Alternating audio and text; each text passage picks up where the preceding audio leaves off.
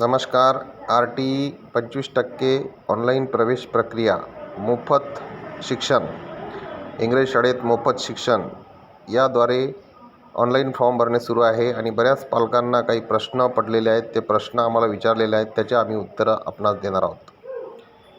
पहिला प्रश्न आहे, RTE प्रवेशासाठी ऑनलाईन तारीख यावर आहे. तर ती तारीख आहे 17 फेब्रुवारी आणि अंतिम तारीख आहे 10 मार्च. पहिले 28 फेब्रुवारी होती, आता ती वाढलेली आहे. 10 मार्चपर्यंत आपल्याला फॉर्म भरता येईल.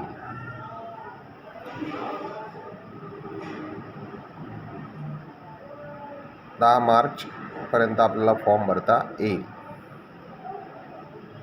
नेक्स्ट प्रश्न आहे, इयत्ता पहिलीसाठी वयाचा नियम. तर 6 वर्ष पूर्ण असले पाहिजे. 31 डिसेंबर 2026 मध्ये आपल्या पाल्याचं 6 वर्ष पूर्ण असणे आवश्यक आहे. त्यानंतरचा प्रश्न आहे, उत्पन्नाची मर्यादा किती असावी. तर उत्पन्नाचा दाखला जो आहे हा 1 लाखापेक्षा कमी असणे आवश्यक आहे. आर्थिकदृष्ट्या दुर्बल घटकांसाठी 1 लाखापेक्षा कमी. नंतरचा प्रश्न आहे,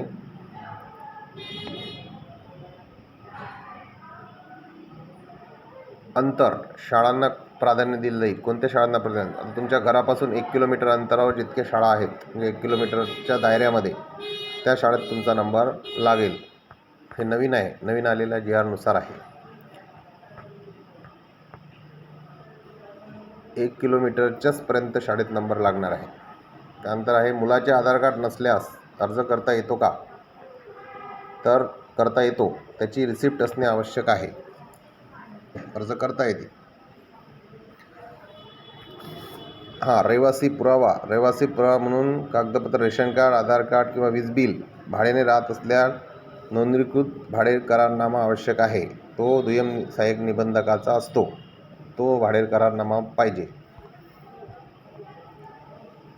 आणि रेशन कार्ड, आधार कार्ड किंवा वीज बिल सुद्धा चालते. जातीचं प्रमाणपत्र कोणाचं असावं. तर जातीचं प्रमाण ते मुलाचे किंवा वडिलाचे असणे आवश्यक आहे. नंतरचा आहे, गुगल मॅप कसा काम करतो. तुमच्या घरापासून शाळेचे हवाई अंतर रोड मॅप 1 किलोमीटरपर्यंत घेतल्या जाईल.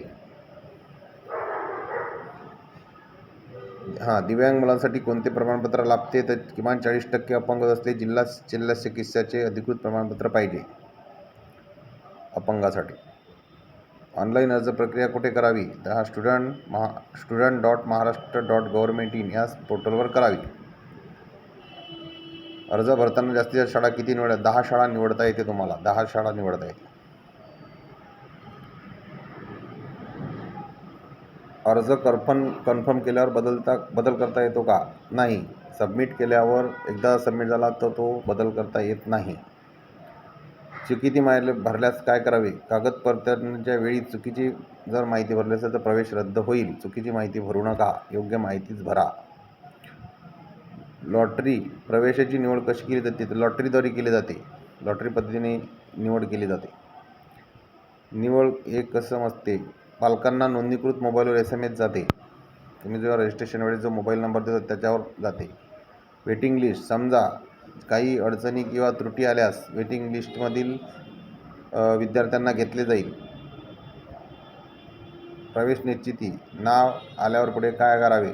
तर पोर्टलवर अलॉटमेंट लेटर मिळते, ते डाउनलोड करावे आणि जिल्हा आणि जे पंचायत समिती असते, गटविकास अधिकाऱ्याच्या ऑफिसमध्ये ते तपासणी होते. आणि जर आपला प्रवेश नाकारला तर आपण गटविकास शिक्षण अधिकाऱ्यासुद्धा भेटू शकता. अशा प्रकारची ही RTE 25% ऑनलाईन प्रवेश प्रक्रियाबद्दल काही समस्या होत्या. काही पालकांचे फोन होते, काही पालकांचे मेसेज होते. त्यांचं हे समाधान